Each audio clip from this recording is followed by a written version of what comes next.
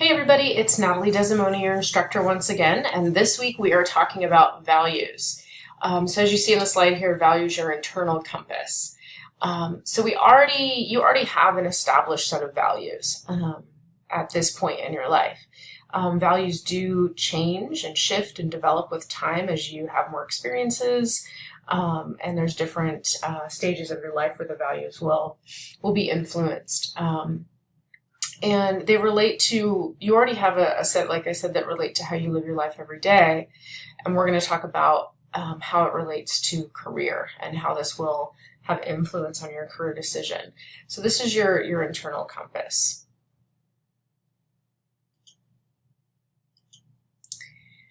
So to give a definition, basically, deeply held convictions that influence your thinking when you're affected with choices, right? So when you have choices, this is where your values will kick in and help you make a decision.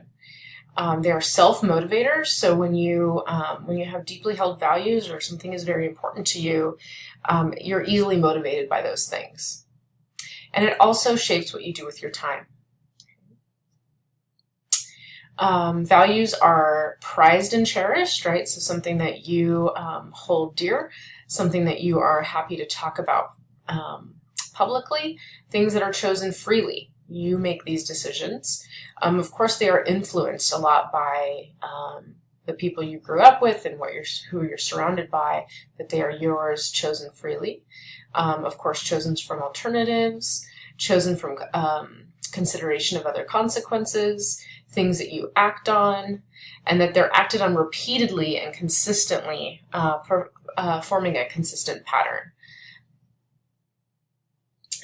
So how does this relate to career exploration, right? So they help you identify what is needed in your work environment to feel happy with your job. Your goals are grounded in your values, and it influences your decision making. So some examples. Let's say you feel strongly about sustainability in the environment, and you are working for a company that contributes poorly to the environment. Maybe they're even hurting the environment. That's where your values might help you make a decision if you're going to decide to work for a company. Maybe they're a big polluter. Maybe there's ways for them to be better to the environment, but they choose not to do that to save money. Okay. Other values, maybe you value family and balance, and so it's important to you to have a job that allows that. Right? That you're not working 80 hours a week, that you're able to be home and spend time with your family. So there's a values there. So they really do incorporate into a lot of what we do. Sometimes you don't always think about it because they're just things that you're automatically doing or automatically important to you. But it's good to start to consider what are those values for you and how will they affect some of your choices. And on the same kind of theme are career influences, okay? And so a lot of these things will also influence your values, right? So this course is focusing on the fact that your career and your major choices are influenced by your skills and your abilities, your interests, your personality, your values, your leisure, your hobbies, right? That's what this class is about, is assessing these things, identifying them, and then helping connect them. But what else influences our career choices? So there's a lot of things, right? It's not just about us.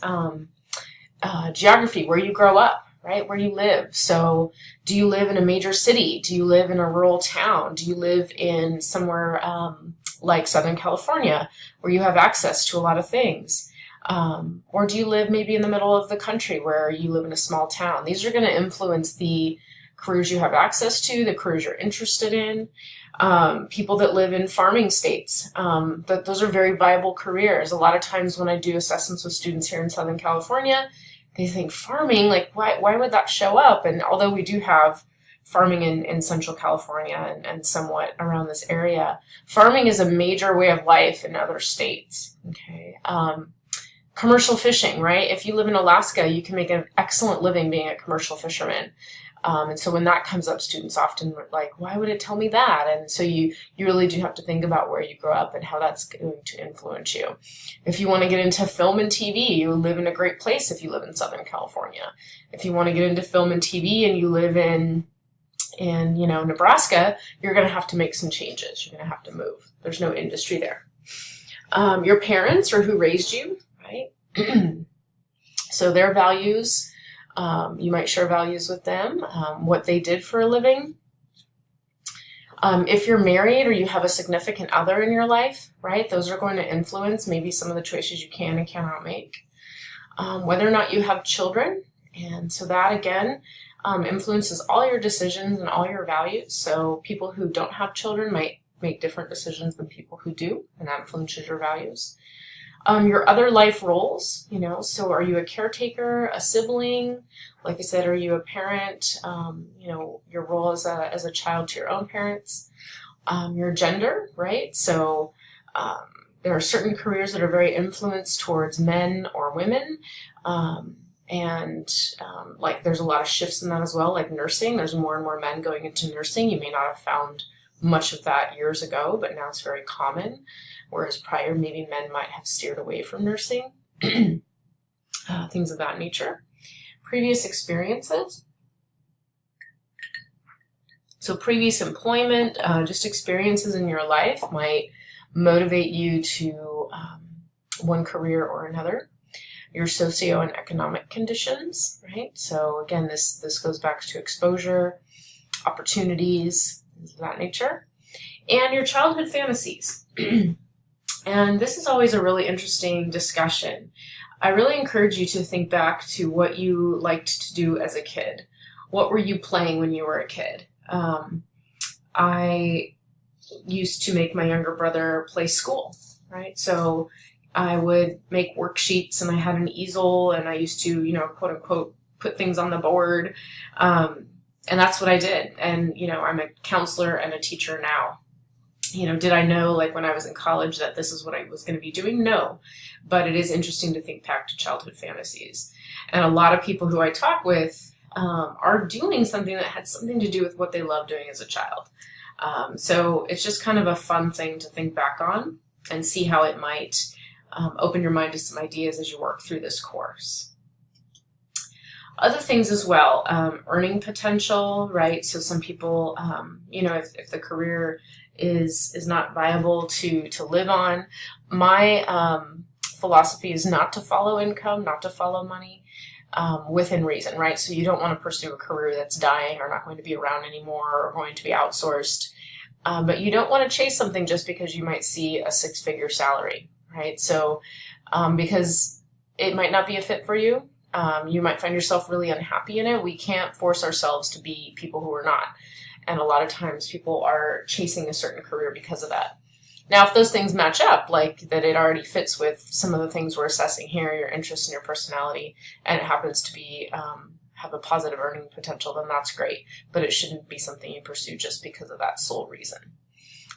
Industry or economic changes. So, the world is constantly changing. Needs are changing. Obviously 20 years ago, there wouldn't be as many jobs involving smartphones and app development and internet right. So those things are evolving and changing every day. Certain industries are going away because of technology. So it's, that's going to influence your choices. The media. And so this is always another kind of fun thing to think about. Shows like CSI developed a really huge influx in the number of people who wanted to become crime scene investigators, who wanted to get into that field. So that show really influenced that area. I think it's a career maybe not a lot of people knew a lot about, or even that it existed. Other examples are Grey's Anatomy. That motivated a lot of people to want to be doctors and nurses.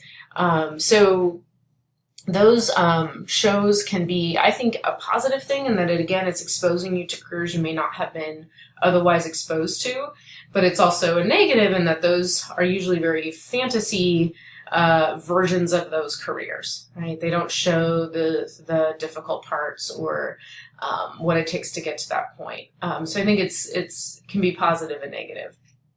And then mentors and teachers. Okay? So people who may push you in a direction, say, hey, you should look into this and look into that and make suggestions to help you along the way. And this is something in college I cannot encourage enough, is to find yourself a mentor. Mentors were really influential to me in my undergraduate career. I'm a first-generation college student, and I really needed the help and guidance of a lot of those people to help me get to graduate school, to just help me understand and navigate college. It's a big beast to conquer, and so having people on your side and that you can turn to and ask questions for can really make a big difference in your college education and your college life.